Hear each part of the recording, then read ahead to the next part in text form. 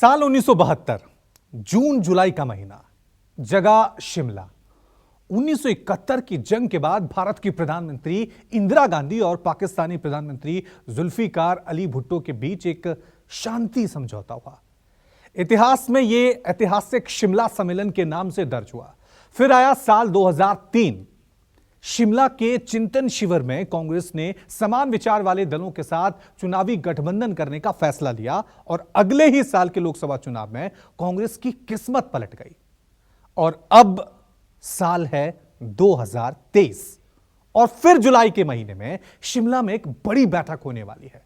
अब सवाल है कि क्या 2024 के चुनावों से पहले विपक्षी दलों के इस महामिलन से देश की सियासत बदलने वाली है?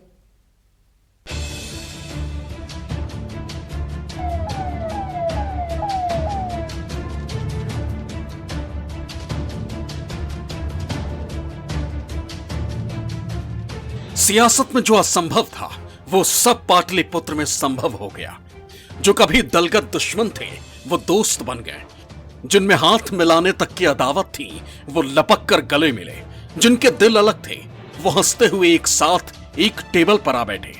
सियासत के जो सूर में एक उम्र तक एक दूसरे के खिलाफ लड़े वो बीजेपी के विरुद्ध एक दूसरे के कंधे पर हाथ रखकर लड़ने को तैयार हो गए। कश्मीर से कन्याकुमारी की दूरी मिट गई और पाटलिपुत्र 24 के चुनावों की धुरी बन गई। दावा है कि महागठबंधन की ताकत का पटना महज ट्रेलर था। असली पिक्चर तो अब शिमला में दिखेगी। पटना में मीटिंग मैंने बोला था इसी के लिए नीतीश जी को कि पटना से जो शुरू होता है उसका एक जन आंदोलन रूप होता है और बहुत सारे आंदोलन पटना से शुरू हुआ। इसी के लिए मैं कहा था दिल्ली में हम लोग बहुत सारे मीटिंग किया लेकिन कोई फ्रूटफुल रिजल्ट नहीं निकाला। अब पटना से शुरू करो। पटना से शुरुआत हुआ है, मीटिंग अच्छा हुआ है। हम 10 या 12 तारीख को फिर शिमला में हम वहाँ फिर मिल रहे हैं। हम ये तय किया है कि वहाँ पर बैठकर एक एजेंडा बनाए और उसमें किन किन चीज़ों के ऊपर हम निर्णय ले सकते हैं, सभी स्ट्रैटेजी करके एक निर्णय लेंगे और आगे भी फिर इस यूनिटी को बढ़ाने के लिए हम लोग पूरे काम करेंगे।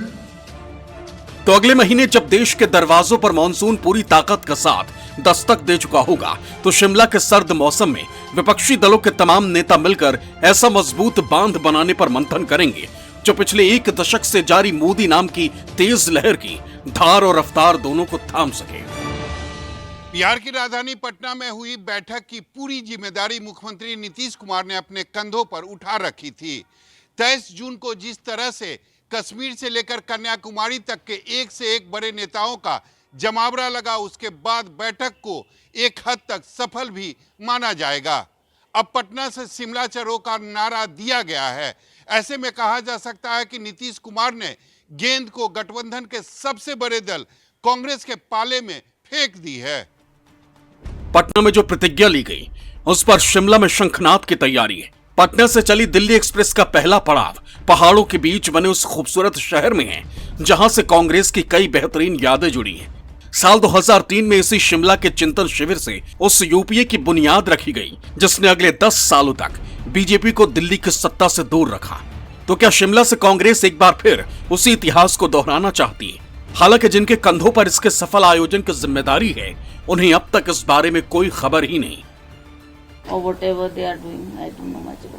क्या उनका मोटिव है, क्यों उन्होंने शिमला चुना? यहाँ की वादियों में घूमने के लिए, यहाँ का अच्छा मौसम का आनंद उठाने के लिए वो लोग यहाँ आ रहे हैं। They are most welcome. इन विरोधाभासों के बावजूद ये जानना जरूरी है कि अगर पटना में साथ आए दल शिमला में भी साथ दिखे तो इनकी मिलीजुली ताकत कितनी बड़ी और असरदार होगी। 2019 के लोकसभा चुनाव को आधार बनाए तो कांग्रेस 53 सीटों के साथ विपक्ष की सबसे बड़ी पार्टी थी। इसके बाद डीएमके के पास फिलहाल 24 लोकसभा सांसद हैं। तीसरे नंबर पर ममता बनर्जी की पार्टी टीएमसी है जो 23 सीटें जीतने में कामयाब रही। शिवसेना के 19 सांसद थे। एनसीपी के 5 सांसद जीतकर लोकसभा पहुंचे। समाजवादी पार्टी, नेशनल कॉन्फ्रेंस और सीपीएम के 3-3 सीटें। सीपीआई के खाते में 2 सीटें गई जबकि जेएमएम और आम आदमी पार्टी किसी तरह अपना खाता खोलने में कामयाब हो सके। इस तरह अगर महागठबंधन में शामिल दलों की सारी सीटों को जोड़ दिया जाए तो इनका कुल आंकड़ा 153 बैठता है। इन आंकड़ों को आधार बनाएं तो अगर शिमला में महागठबंधन अपने सबसे बेहतर सियासी स्वरूप के साथ अस्तित्व में आने में कामयाब भी रहा तो 300 सीटें पार बीजेपी के विरुद्ध उसकी मिलीजुली ताकत ज्यादा असरदार नहीं दिखाई देती। लेकिन अगर अलग अलग राज्यों में मजबूत पकड़ रखने वाले क्षेत्रीय दल बीजेपी के विरुद्ध 1-to-1 की फाइट में उतरते हैं तो सीटों का समीकरण बदल जाएगा। यदि पटना की बैठक के ऐलान के मुताबिक विपक्षी दलों के नेता बीजेपी के खिलाफ एकजुट होकर चुनाव लड़ते हैं तो इसका सीधा असर 12 राज्यों की 282 लोकसभा सीटों पर पड़ सकता है। इन 282 सीटों में 117 सीटों से जुड़ी पार्टी के नेता पटना में महागठबंधन की पहली बैठक में शामिल हुए, जबकि इन्हीं राज्यों की 165 सीटें बीजेपी के पास है।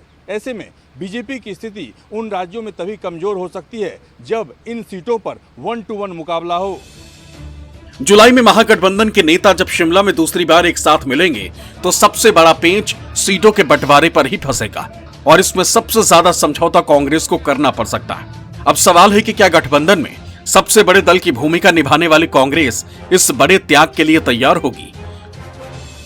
अब एक बार फिर से विपक्ष का महागठबंधन शिमला में जुटने जा रहा है। 10 से 12 जुलाई के बीच कोई भी तारीख तय हो सकती है। इस बार महागठबंधन की जो एक तरह से सार्थक संवाद करने वो आ रहे हैं वो इतना सार्थक साबित हो ये जरूरी नहीं है, क्योंकि अधीर होकर रंजन चौधरी जिस तरह से ममता बनर्जी के खिलाफ बयान दे रहे हैं और इसी तरह अरविंद केजरीवाल का जो एक तरह का व्यवहार वहाँ कांग्रेस का कहना है कि रहा है पटना में, तो उस तरह से लगता नहीं है कि कोई बहुत सार्थक इसमें अभी तक हम कुछ देख पा रहे हैं। सीटों के बंटवारे के अलावा भी कई दूसरे मुद्दे जिन्हें शिमला में सुलझाए बगैर महागठबंधन के लिए 24 के चुनाव में पूरी ताकत के साथ उतरना टेढ़ी खीर होगा। जैसे महागठबंधन का आखिरी स्वरूप क्या होगा, महागठबंधन में कुल कितने दल शामिल होंगे, महागठबंधन का संयोजक कौन होगा, अलग अलग राज्यों की विरोधी पार्टियों के बीच सहमति का फॉर्मूला क्या होगा, महागठबंधन की तरफ से प्रधानमंत्री पद का चेहरा कौन होगा। शिमला में इन मुद्दों पर सहमति बनाए बिना महागठबंधन की तस्वीर साफ हो ही नहीं सकती। अभी ये नहीं तय हो पाया है कि इस गठबंधन का नेता कौन होगा। शरद पवार कह चुके हैं कि आगामी लोकसभा चुनाव में विपक्ष बिना किसी को चेहरे को आगे किए चुनाव लड़ेगा। बिहार में नीतीश समर्थक नीतीश को इस विपक्षी एकता का नेता मानकर प्रचार कर रहे हैं। हालांकि उनकी पार्टी से खंडन भी आ गया है। आप पार्टी शर्तों के साथ इस एकता में, इस गठबंधन में आने की बात कर रही है। ऐसे में विपक्षी एकता कितना कारगर होगा और कितना सफल होगा ये आने वाला समय बताएगा। साफ है कि पटना में महागठबंधन की पहली बैठक अभी जरूर हुई है, मगर अभी पूरी ताकत से जमीन पर उतरने से पहले उसे कई सियासी अग्नि परीक्षाओं से होकर गुजरना होगा और उसकी पहली परीक्षा शिमला में होगी। पटना से सौरभ कुमार और दिल्ली से रमन कुमार के साथ ब्यूरो रिपोर्ट, न्यूज़ 24।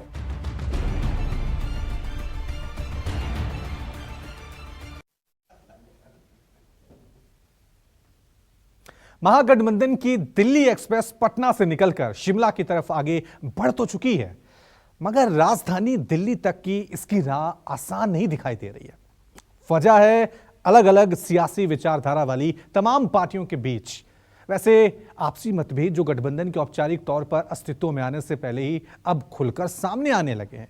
ऐसे में सवाल है कि 2024 के चुनावों से पहले गठबंधन आकार ले पाएगा, और अगर आया तो यह बीजेपी के खिलाफ कितनी मजबूती से मैदान पर उतर पाएगा।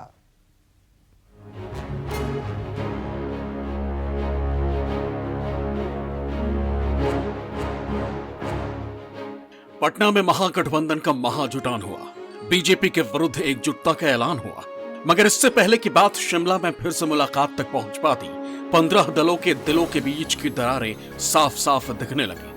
प्रेस कॉन्फ्रेंस में एक दूसरे से दूरियां चेहरों के भीतर से झांकने लगी। आम आदमी पार्टी के सर्वेसर्वा अरविंद केजरीवाल पटना की पहली बैठक में शामिल जरूर हुए, मगर अध्यादेश के मुद्दे पर जब कांग्रेस से उन्हें कोई ठोस आश्वासन नहीं मिला तो प्रेस कॉन्फ्रेंस में शामिल होने के बजाय वो वहीं से सीधे एयरपोर्ट निकल गए। सवाल पूछा गया तो पार्टी के नेता साथ आने की शर्तें गिनाने लगे। 12 में से 11 पार्टियों ने ये साफ कर दिया कि हम दिल्ली के काले अध्यादेश के खिलाफ खड़े हैं, हम इसका खंडन करते हैं। केवल और केवल कांग्रेस ने अपनी सफाई नहीं दी। कांग्रेस इस देश की बहुत बड़ी पार्टी है।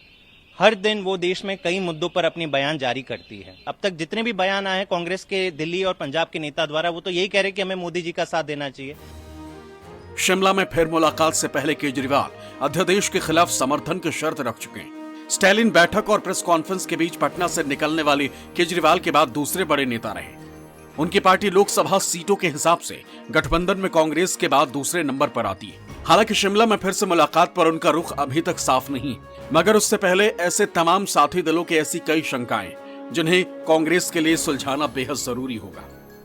जितने ये बाकी दल हैं वो यही चाह रहे हैं कि कांग्रेस बड़ा दिल दिखाए। बाज नेताओं ने तो ये भी कहा है कि राहुल गांधी अगर मोहब्बत की दुकान खोल के बैठे हैं तो वो थोड़ा सा अपना बड़ा दिल दिखाएं। और एक तरह से ये कहा जा रहा है कि कांग्रेस थोड़ा सा बैक स्टेज ले ले। सीटों के त्याग की जहां तक बात है, मुझे नहीं लगता कि कांग्रेस, देखिए महाराष्ट्र में उसकी स्थिति सबको पता है, बिहार में उससे ज्यादा मजबूत भाजपा है या जनता दल यूनाइटेड है, तो जाहिर है वहां भी उसकी नहीं चलेगी। सवाल है कि महागठबंधन में शामिल दल क्या अपने भीतर के मतभेद भुलाकर शिमला में एक बार फिर बातचीत की टेबल पर एक साथ आएंगे।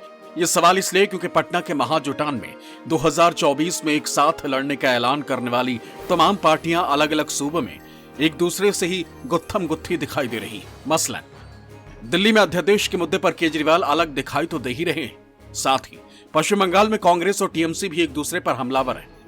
दोनों पंचायत चुनाव में नामांकन को लेकर हिंसा का आरोप लगा रहे हैं। टीएमसी और सीपीएम भी एक दूसरे पर हमलावर हैं। पंजाब में भी आप और कांग्रेस आमने सामने, तो केरल में लेफ्ट बनाम कांग्रेस है।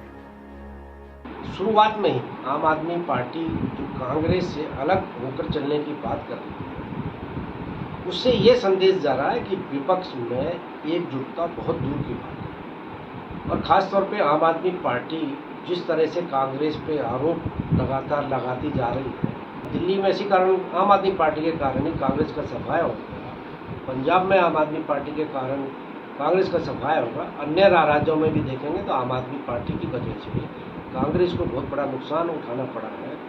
तो ऐसे में कांग्रेस को भी देखना पड़ेगा कि आम आदमी पार्टी के साथ आने से उसे नुकसान है या फायदा है। इन तमाम विरोधाभासों के बीच महागठबंधन के साथियों की शिमला में फिर से मुलाकात और मजबूत गठबंधन की बात हजम नहीं होती, और अभी तो सिर्फ शुरुआत है।